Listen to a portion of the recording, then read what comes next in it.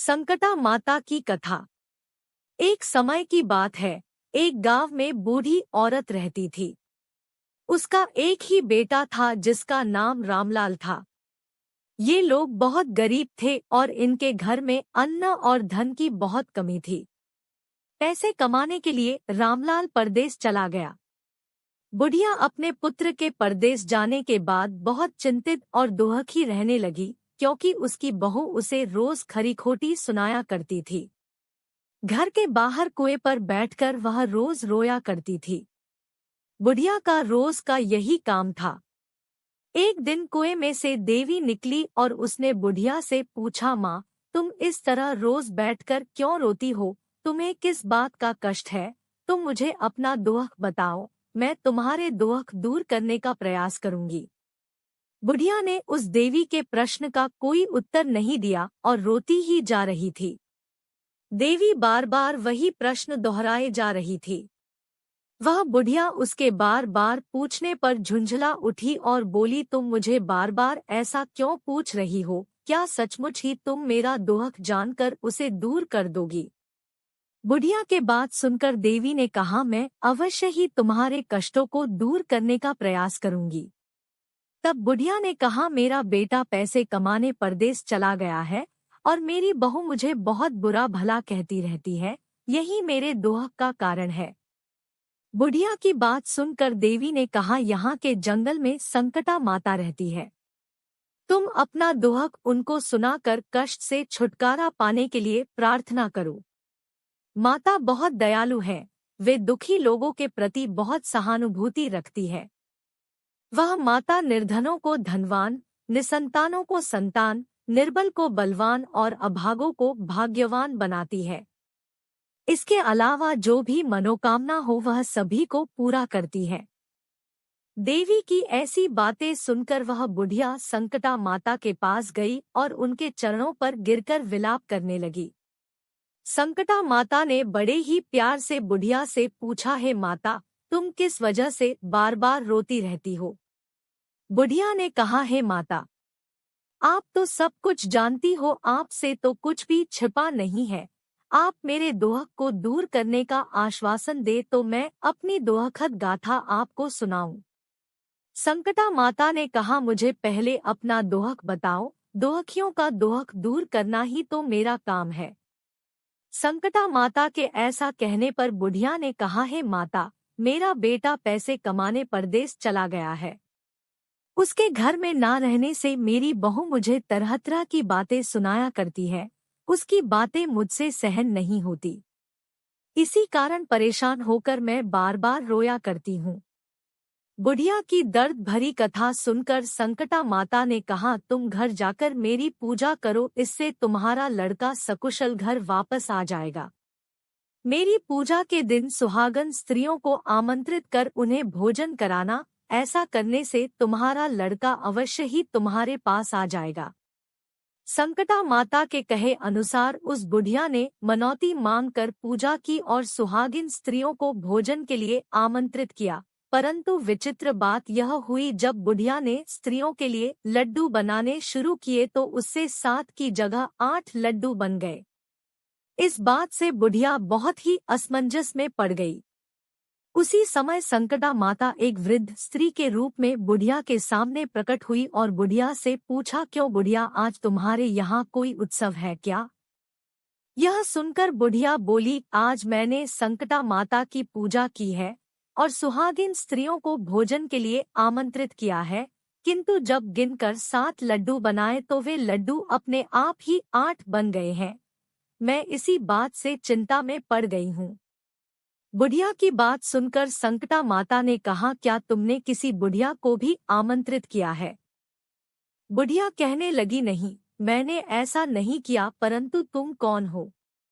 संकटा माता ने कहा, मैं बुढ़िया हूँ, मुझे ही आमंत्रित कर लो। ऐसा सुनकर बुढ़िया ने उस बुढ़िया रूपी संकटा माता को भोजन के लिए आमंत्रित कर लिया। इसके बाद बुढ़िया सभी 7 सुहागिन स्त्रियों और अस बुढ़िया को लड्डू तथा अन्य मिठाई आदि का भोजन कराया। इससे संकटा माता उस बुढ़िया पर बहुत प्रसन्न हुई और माता की कृपा से उस बुढ़िया के बेटे के मन में अपनी माता और पत्नी से मिलने की इच्छा उत्पन्न हुई और वह अपने घर के लिए चल दिया। कुछ दिन बीतने के बाद वह बुढ़िया संकटा माता की पूजा कर सुहागिनों को भोजन करा रही थी कि किसी ने उसके लड़के के आने की सूचना दी, लेकिन बुढ़िया अपने काम में लगी रही। उसने कहा, लड़के को बैठने दो, मैं सुहागिनों को भोजन करा के अभी आती हूँ। लड़के की बहू ने पति के आने का समाचार सुना, उसी क्षण पति के स्वागत के लिए तुरंत घर की ओर चल दी। लड़के ने अपनी पत्नी को देखकर मन में सोचा कि मेरी पत्नी मेरे प्रति कितना प्रेम रखती है, जो खबर पाते ही मुझसे मिलने आ गई, परंतु मेरी माँ को मुझसे जरा भी प्रेम नहीं है। मेरे आने की खबर पाकर भी मेरी माँ मुझसे मिलने नहीं आई। जब पूजा का काम समाप्त हो गया और सभी सुहागिनें भोजन करके अपने अपने घर चली गई, बुढ़िया अपने बेटे से मिलने के लिए उसके पास पहुंची। माँ के आने पर लड़के ने पूछा, माँ अब तक कहाँ थी? माँ ने कहा, बेटा मैंने तुम्हारी कुशलता के लिए संकटा माता से मन्नत मांग रखी थी, उसी को पूरा करने के लिए सुहागिनों को भोजन करा रही थी। संकटा माता की कृपा से उसके बेटे का मन अपनी पत्नी से हट गया। उसने माँ से कहा, माँ या तो मैं यहाँ रहूंगा या मेरी पत्नी यहाँ रहेगी। ये कहकर लड़के ने अपनी स्त्री को घर से निकाल दिया। उसकी पत्नी घर से निकलकर एक पीपल के पेड़ के नीचे बैठकर रोने लगी। एक राजा उधर से जा रहा था, उसे रोता देखकर राजा रुका और पूछा, तुम क्यों रो रही हो? तब उसने अपनी सारी व्यथा राजा को कह सुनाई।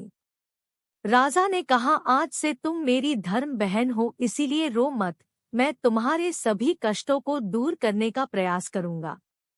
यह कहकर राजा उस स्त्री को अपने महल में लेकर आ गया। महल जाकर राजा ने रानी को सारी कथा सुनाई और रानी को कहा, देखो आज से मेरी यह धर्म बहन है, ये इसी महल में रहेगी और इसे किसी भी तरह का कष्ट नहीं होना चाहिए। राजा के यहाँ पहुंचकर कुछ दिन बाद रामलाल की स्त्री ने भी संकटा माता का व्रत आरंभ कर दिया और सुहागिनों को भोजन कराने के लिए आमंत्रित किया। उसने रानी को भी आमंत्रित किया।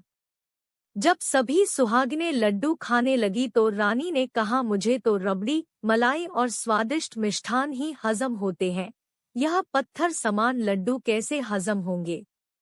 ऐसा कहकर रानी ने लड्डू खाने से मना कर दिया। कुछ दिन बाद संकटा माता की कृपा से रामलाल अपनी पत्नी को खोजते हुए राजा के महल में आया। वहां आकर अपनी पत्नी को संकटा माता की पूजा करते हुए देखा तो संकटा माता को हाथ जोड़कर प्रणाम किया और अपनी पत्नी से कहा, प्रिय, मुझे क्षमा कर दो। पत्नी ने कहा, हे नाथ, इसमें आपका कोई दोष नहीं है, मुझसे ही गलती हुई थी, मेरे अपराध को क्षमा करें। यह कहकर दोनों ने विधि पूर्वक संकटा माता व्रत कथा सुनी और पूजा की और उसके बाद दोनों पति पत्नी अपने घर जाने लगे।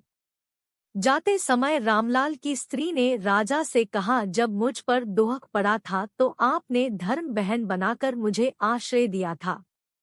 यदि आपको कुछ भी आवश्यकता हो तो मेरी कुटिया में निसंकोच चले आना। ऐसा कहकर दोनों पति पत्नी अपने घर चले आए।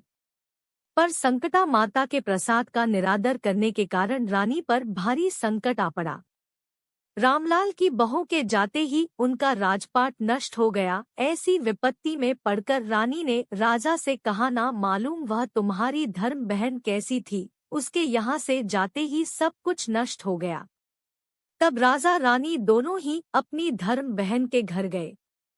वहां जाकर रानी ने कहा, बहन, तुम्हारे जाते ही ऐसा क्या हो गया कि हमारी सारी संपत्ति नष्ट हो गई और हम लोग बहुत परेशानी में पड़े हुए हैं। रानी की बात सुनकर रामलाल की स्त्री ने कहा, बहन, तुम संकटा माता से अपनी भूल के लिए क्षमा याचना करो, उन्हीं की मन्नत से तुम्हारा काम बन सकता है। रामलाल की स्त्री की बातें सुनकर रानी ने श्रद्धा भक्ति से संकटा माता का व्रत किया और अनजाने में हुई अपनी सब भूलों के लिए संकटा माता से बार बार क्षमा मांगी। रानी के ऐसा करते ही संकटा माता प्रसन्न हो गई और रात में रानी को स्वप्न में कहा कि तुम दोनों पति पत्नी अपने महल को चले जाओ, वहां जाकर मेरी पूजा करना। ऐसा करने से तुम्हारा खोया हुआ राजपाट तुम्हें दोबारा वापस मिल जाएगा। सुबह होते ही रानी ने अपने स्वप्न की बात राजा को बताई। रानी की बात सुनकर राजा उसी क्षण रानी को साथ लेकर अपने महल की ओर चल दिया।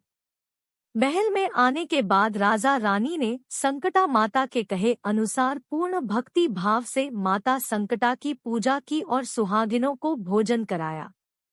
ऐसा करने से कुछ ही समय में उनका सारा राजपाट उन्हें वापस मिल गया और वह पहले की तरह राज्य भोगने लगे। जय संकटा माता की।